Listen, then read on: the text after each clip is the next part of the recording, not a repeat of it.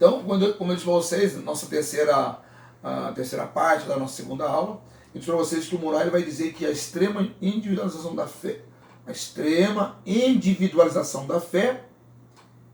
é favorecido por esse tempo pós-moderno. Por quê? Porque cada um sente-se convidado a construir por si a sua religião própria, né? E assim vai esvaziando a comunidade.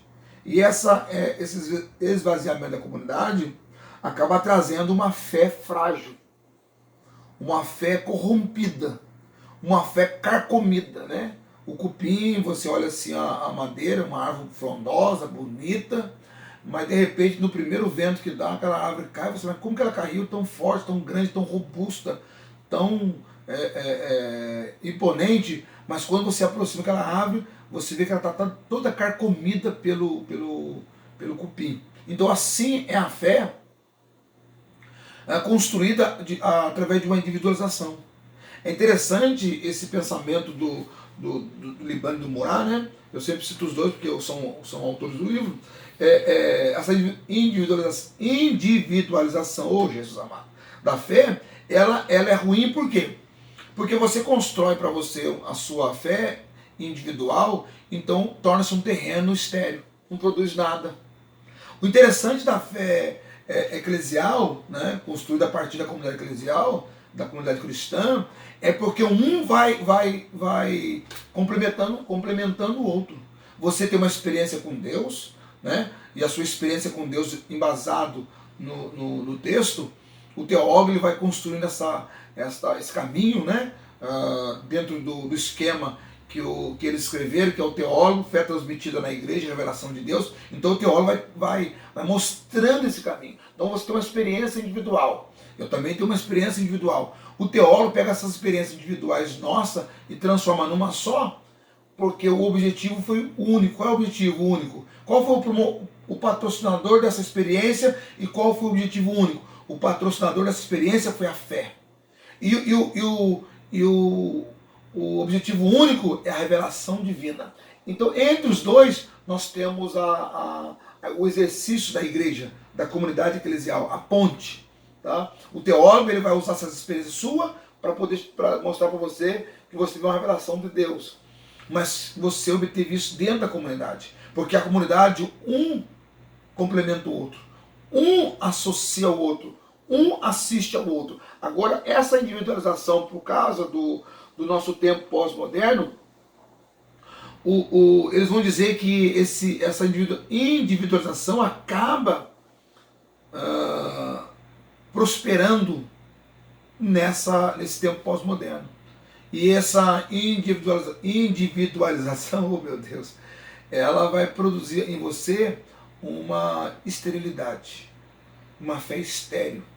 Porque você acaba dizendo que só a sua fé é que vai ter fundamento. Quando o outro entra questionando a sua fé, você se reserva, você se retrai. Então, a fé do teólogo é sempre promovido quando o mesmo se relaciona às experiências da família, na catequese ou na escola dominical, como disse vocês, para nós evangélicos. Também nos cultos de doutrina e nas reuniões onde ouvimos pastores, padres, discorrendo o texto sagrado. Isto acaba gerando a fé no coração do ouvinte diante dessa experiência, desse contato. E assim nasce um desejo de aprofundar do indivíduo. O indivíduo quer se aprofundar, ele quer conhecer mais, ele quer viajar em águas profundas, né? Algumas até meio obscura, porque chega uma hora, quando você começa a teologia, chega uma hora que o nosso pensamento dá um nó. Você tem que parar. Você tem que dar uma parada, dar uma respirada, tomar uma água, né? Bater um papo com alguém, um assunto aleatório, e deixar aquele nó ali. Vai chegar uma hora que você vai conseguir desatar aquele nó. Se você tentar desatar naquele momento, ele vai te levar para lugar sem saída.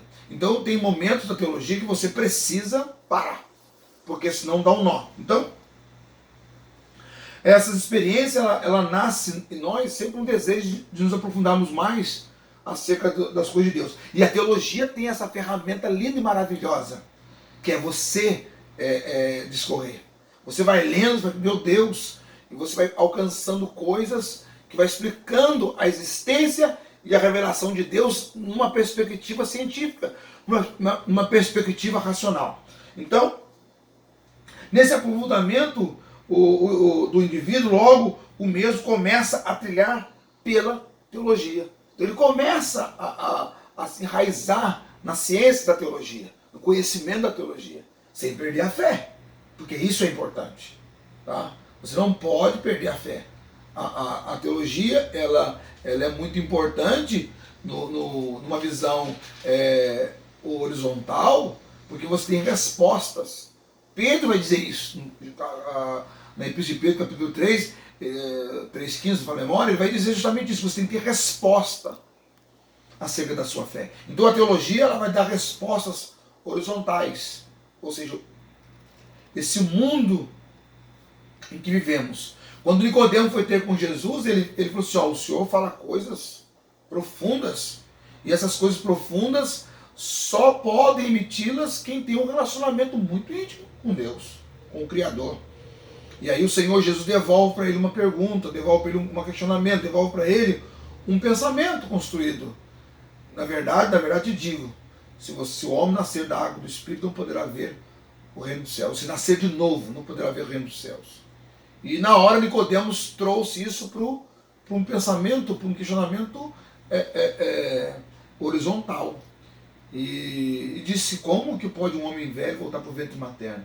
E Jesus respondeu para ele, se eu falo coisas desta vida e você não consegue entender, imagine se eu falo das coisas eternas. Então, ou seja, se eu falo das coisas verticalizadas. Então, as coisas horizontais nós temos que ter respostas. A teologia vai nos dar respostas horizontalizadas e sempre nos levando a ter uma experiência na verticalidade, que é a experiência com o ser. Essa primeira experiência da fé é transmitida pela igreja da comunidade, como disse para vocês. Essa vontade de conhecer a Deus através da experiência e migra você para a teologia, transformando você no teólogo, que é o papel da teologia. E isto vai ter como base a fé primária, que é adquirido na sua comunidade eclesial. A igreja sempre será o ponto da fé, será sempre aquela que gera, o ponto da fé que é gerado no indivíduo, pois o ambiente de reflexão e símbolo da fé é a igreja. É na igreja que você vai cultivar, vai alimentar, vai regar a sua fé. E lógico que lá na comunidade, você sai dali cheio de questionamentos com você mesmo. E a teologia vai te dar essas respostas. Um teólogo, a importância da teologia é justamente dar essas respostas no dia a dia. E essas respostas do dia a dia, elas estão embutidas da ciência. Das ciências, da razão, que você terá respostas para esse questionamento adquirido lá na sua comunidade, aonde você teve gerado a sua fé primária. Então, a igreja, ela sempre será esse ponto de partida. Nunca podemos esquecer que Deus, ele se revela na igreja e para a igreja.